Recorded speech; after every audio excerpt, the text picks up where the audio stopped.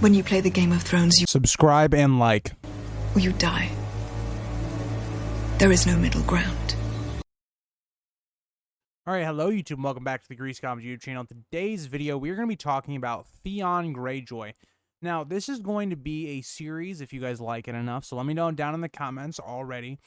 I'm going to be doing a series on every POV character, or at least the ones with multiple chapters, right? We're not going to be doing the ones where they're only one-off characters. That's going to be like the epilogue, prologue, stuff like that. Most of the characters that actually have like a couple chapters, talking about the best chapter from each character. So we're going to start off today with Theon.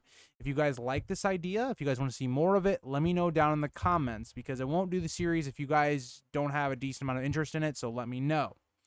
But before we get into the video, if you guys like to subscribe, like, and comment, please do. It helps the channel grow, reach your appeal that might like this content as well. And let's get into the video. So for me, I believe Theon's best chapter and my favorite chapter from Theon is going to be his last chapter in A Dance with Dragons. This is the last time we really see Theon. Winds of Winter, I guess the sample chapters we get, I don't count because those could always be rewritten by George. He even says that. So I kind of take those with a grain of salt for the most part. But for me, talking with the main 5 books, I think Theon's best chapter is his last one in A Dance with Dragons, when they're kind of breaking out of Winterfell with Mance and the Singers. Basically, Mance really isn't involved. But I want to talk about kind of in this video why I believe that is his best chapter. Now, let's look at Theon as a character. Theon as a character, I don't think many people like at the beginning. He's kind of an arrogant. He's kind of lusty. He's got that kind of like douche vibes, I feel like. He seems very selfish, and he very quickly gets humbled. He tries to take Winterfell, which goes well, but he gets tricked, and eventually Ramsay ends up taking him prisoner. Now, in the show, we saw what happens to Theon. The book series, we do not. We just don't see Theon for a while, and he comes back different. The chapter heading says Reek, right? And Theon is no longer Theon.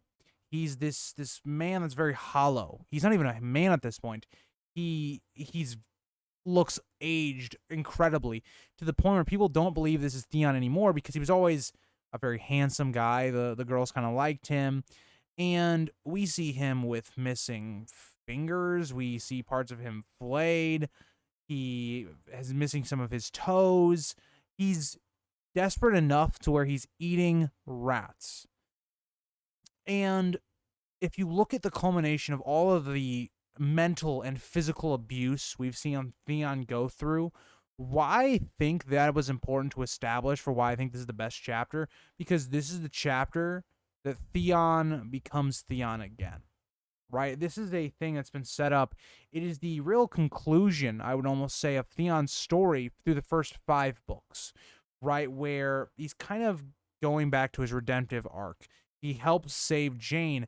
And what I think makes this chapter at its height is the amount of just unease and conflict we feel in this chapter, because we know how bad this is going to go for Theon if he fails. And we're just now seeing him get back to himself a bit.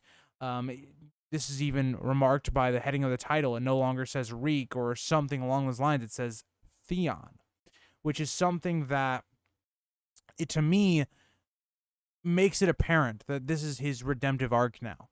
And the whole time we're thinking, is this going to be the last time we see Theon? Will he get reverted so much back into Reek that we'll never see that again?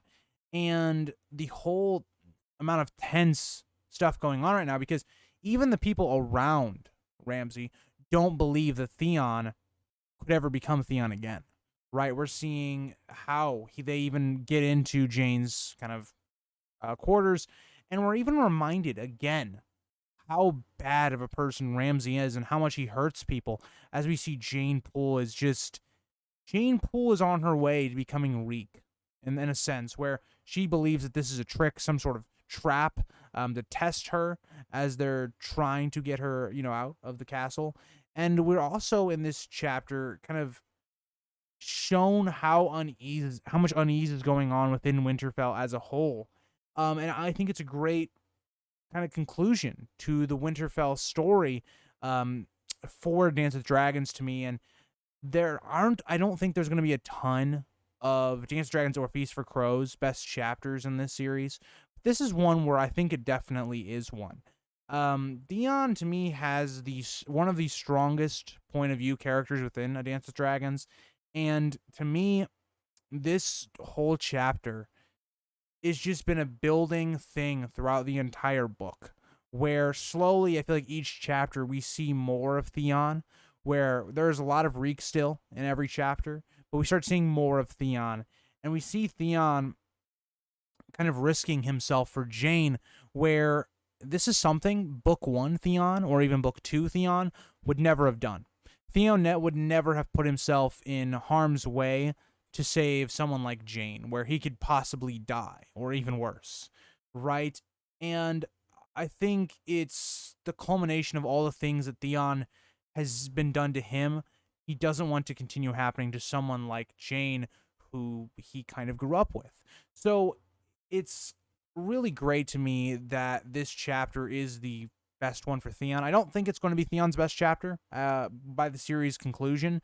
I think the best is yet to come with Theon, because I don't think Theon's going to die in Winds of Winter or anything. I know it's been like kind of hinted at that Stannis could, but I just don't believe that's going to happen. I think there's more to Theon's story as a whole, but we get to kind of the end chapter, and this is the big part of it, where Theon could easily go back, right? He could go back, right? Not attempt to die or anything like that. Not jump from the castle walls, because again, one of the washerwomen have the rope and she is dead at this point.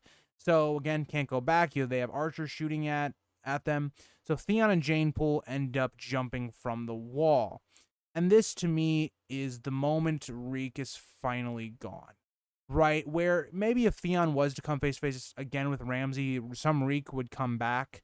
But this is really where Theon is born once again, right? Taking this leap of faith where Theon at this point would rather die and risk his life trying to get away from his kind of imprisonment, really, and his tortures, than to go back. And it really is a very emotional moment for, I think, me as a reader and you guys as readers, where, yes, even if Theon dies, this is a better fate for Theon than what's the alternative. And I know a lot of people still don't like Theon, even as I think he's trying to do some good in the world. I think this is a good chapter to really start up, and it's a really great endpoint, one for Dance with Dragons, but it's a great starting point for Winds of Winter, where Theon now is going to be more of a protagonist than either a straight up villain character we don't like or morally gray character. So for me, I think that is my favorite Theon chapter, and I think it's by far his best one. I think there are some other ones you can maybe point to where there's some internal conflict going on, or some of the chapters with maybe Barbary Dustin where they go into the crypts. That's another great Theon chapter. But let me know, what are your guys' favorite Theon chapter? Right? So again, this series is not going to be a series where I break down the chapter specifically. It's going to be talking about why it is my favorite chapter, and not going to it in depth, right? Because if you want to see it, guys, instead, let me know. But for me, I want to keep it to 10, 15 minutes talking about why it is. Now, I want to say with this as well, there are a lot of characters in A Song of Ice and Fire, POVs wise, that some of the best chapters will not be the best, or even in this series, right? If you look at Tyrion has a top 5 chapter in probably every book that he's in.